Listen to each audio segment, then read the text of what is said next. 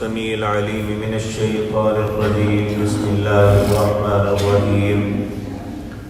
أو كصيب من السماء فيه ظلمات ورعد وبرق يجعلون أصابعهم في آذانهم من الصواعق حذر الموت والله محيط بالكافرين.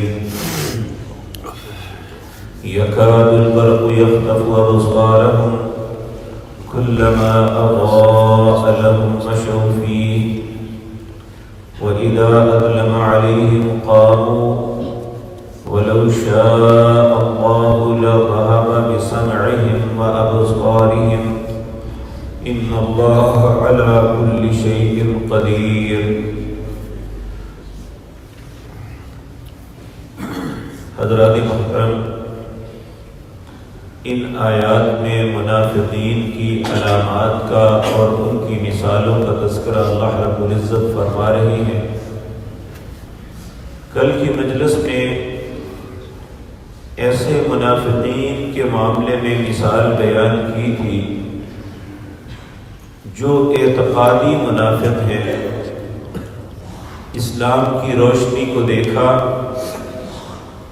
اس کو پہچانا بھی، لیکن ان کی قسمت بدبختی والی تھی کہ انہوں نے حق کو قبول کرنے کے بجائے اس کی مخالفت کی ٹھانی.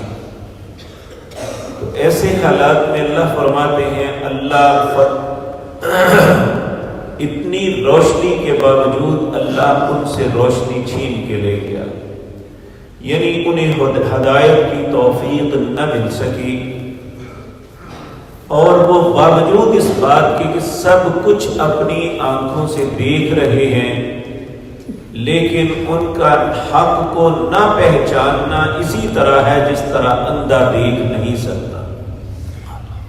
تو ایسے حالات میں اللہ نے ان کے متعلق فرمایا وہ گونگے ہیں، بہرے ہیں، اندھے ہیں، وہ لوٹتے پلٹتے نہیں ہیں. اب یہ دوسرے وہ لوگ ہیں منافقین میں سے جو تذبذب کے اندر ہیں. کبھی بات کو مان لیا، حق کی بات کو دیکھا تو دل میں آیا شاید صحیح ہو، کسی اور بات کو دیکھا تو اس طرف پلٹ پڑے. یعنی جس طرح ہماری پنجابی میں بات کہتے ہیں فلاں بندہ بڑا لائی لگ ہے، جو بات پہ لگاتا ہے اس پہ لگ جاتا ہے. اور ایسے بہت سے لوگ ہمارے معاشرے میں بھی موجود ہیں کہ جو کسی نے بتایا اس پہ لگ گئے، بلکہ بعض لوگوں کے مذہب کا حصہ یہ ہے کہ ہم سنی سنائی پہ ایمان لاتے ہیں. یعنی اس مسلمان کا کام یہ نہیں ہے کہ جو سنے اس پہ ایمان لے، ایسی بات نہیں. اللہ رب العزت اس کائنات کے مالک اور خالق ہیں. اللہ بھی اپنے بندوں سے کوئی بات کرتے ہیں تو دلیل کے ساتھ کرتے ہیں. اگر وہ کوئی حکم دیتے ہیں تو اس کی دلیل دیتے ہیں کہ یہ میں کیوں حکم دیا. اگر کسی کام کے کرنے کا حکم دیتے ہیں تو اس کی دلیل دیتے ہیں کہ ایسا کیوں کیا.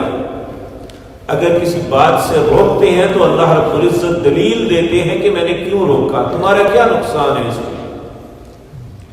تو جب اللہ دلیل کے علاوہ بات نہیں کرتے، حالانکہ ہمارے اوپر فرض ہے کہ ہماری عقل میں بات آئے یا نہ آئے، اللہ اور اس کے رسول کے حکم کی سرتابی نہیں کر سکتے، لیکن اس کے باوجود اللہ دلیل سے بات کرتے ہیں. نبی مکرم صلی اللہ علیہ وسلم بھی اتنے دانا اور عقل مند انسان کہ آپ بھی ہمیشہ دلیل سے بات کرتے ہیں.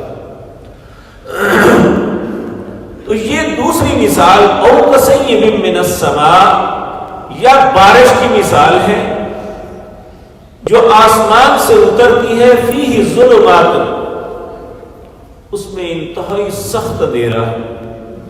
بعض اوقات رات کو بارش برستی ہے تو نہ کوئی ستارہ ہوتا ہے نہ اس وقت چاند نظر آتا ہے، تو قطعاً کسی قسم کی کوئی روشنی کا امکان نہیں ہوتا. گھٹ اندھیری رات میں سخت بارش، ورعد، اور پھر اس میں کڑک بھی ہو، اور وہ تو بڑے بڑے جیدار لوگوں کے دل کو ہلا کے رکھ دیتی ہے۔ جب آسمانی کڑک آتی ہے تو انسان کانپ جاتا ہے۔ تو اللہ رب العزت فرماتے ہیں وبرق، اور اس میں بجلی بھی ہے۔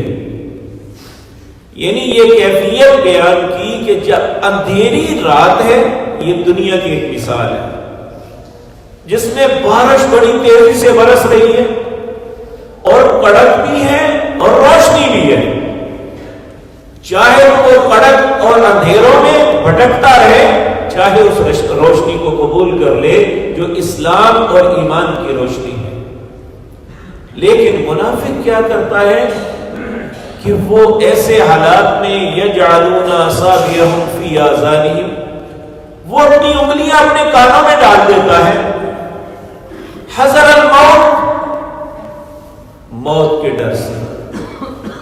اب کانوں میں انگلیاں ڈالنے سے موت تو نہیں ڈر سکتی، بجلی اگر اس پہ پڑ جائے تو وہ بجلی سے تو نہیں بچ سکتا، تو کیوں نہ اس روشنی کو قبول کر لے، کانوں میں انگلیاں دینے کے بجائے اس روشنی کو قبول کر لیا جائے۔ تو اللہ رب العزت فرماتے ہیں کلما واللہ محیط بالکافرین، اللہ کافروں کو گھیرنے والا ہے۔ پھر فرمایا یکاد البرق یخطف ابصارهم،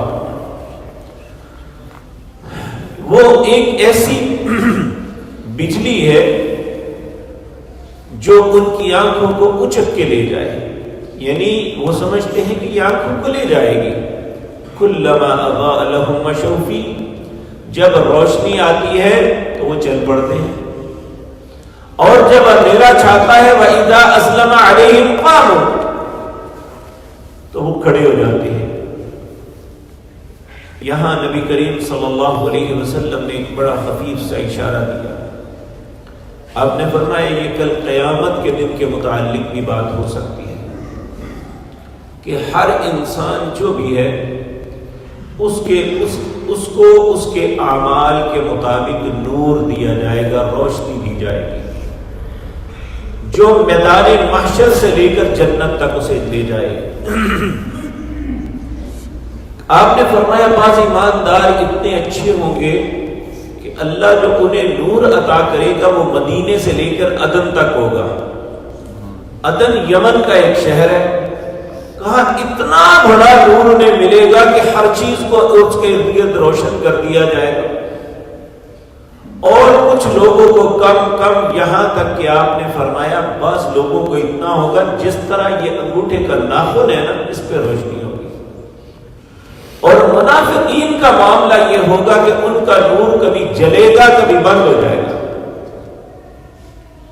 تو آپ نے فرمایا پھر ایماندار اللہ سے وہاں دعا مانگیں گے جو سورۃ تحریم میں آتی ہے، واللہ متم نوری، اللہ اکبر، یا ایھا الذین آمنوا توبوا الی اللہ توبۃ نصوحا عسى ربکم ان یکفر عنکم سیئاتکم وَيُدْخِلَكُمْ جَنَّاتٍ تَجْرِي مِنْ تَحْتِهَا الْأَنْهَارُ يَوْمَ لَا يُخْزِي اللَّهُ النَّبِيَّ وَالَّذِينَ آمَنُوا مَعَهُ نُورُهُمْ يَسْعَى بَيْنَ أَيْدِيهِمْ وَبِأَيْمَانِهِمْ يَقُولُونَ رَبَّنَا أَتْمِمْ لَنَا نُورَنَا، وہ اللہ کی منتیں کرے گا اے اللہ ہمارے نور کو مکمل کرنا، یہ مجھے نہ جائے۔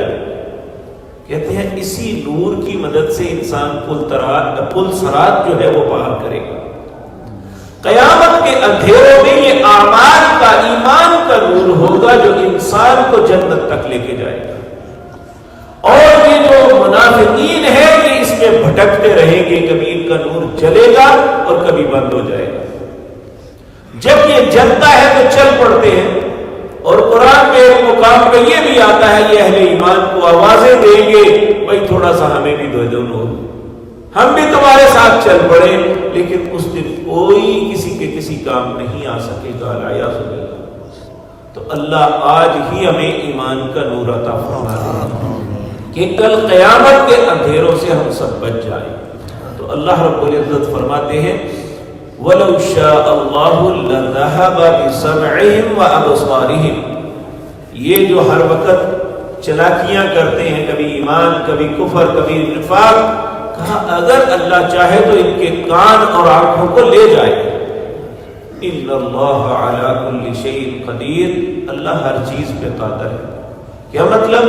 یعنی کوئی بھی شخص نہ اللہ کو دھوکہ دے سکتا ہے، نہ اللہ رب العزت سے سبقت کر سکتا ہے، نہ اللہ کی مرضی کے بغیر چل سکتا ہے، نہ اللہ کی بادشاہت سے نکل سکتا ہے۔ وہ ہر چیز پہ قادر ہے، جو چاہے کر سکتا ہے۔ تو پھر انسان کو یہ نہیں چاہیے کہ اپنے رب کے ساتھ چلاکیاں کرتا رہے۔ تو اللہ رب العزت ایسی خباثت سے ہم سب کو محفوظ فرمائے۔ اللہ نفاق اور کفر کی گندگی سے ہمیشہ ہمیں آلودہ ہونے سے بچائے۔ اللہ ایمان کی نعمت سے نوازے، اور اللہ اپنی فرما برداری پہ زندہ رکھے، اسی پہ موت نصیب فرمائے۔ اقول قولی ھذا واستغفر